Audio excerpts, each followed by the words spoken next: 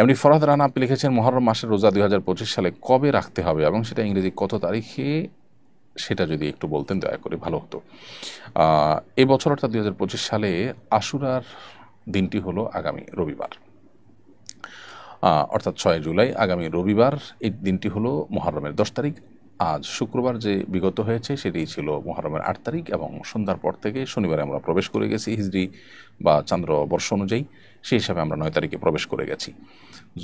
আশুরার মূল রোজাটি হবে রোববারে, অর্থাৎ শনিবার দিবাগত রাতে সাহরি খেতে হবে।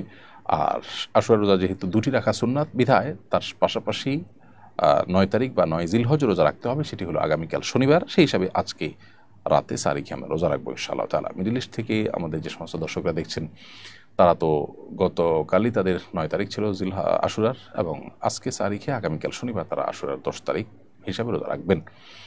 যদি কেউ 9 তারিখটা মিস করে থাকেন মিডল ইস্টের এবং অন্যান্য অঞ্চলের মানুষেরা, তাহলে সেক্ষেত্রে আগামীকাল 10 তারিখের পাশাপাশি পরশু অর্থাৎ রবিবারও তারা রোজা রাখবেন, অর্থাৎ 10-11।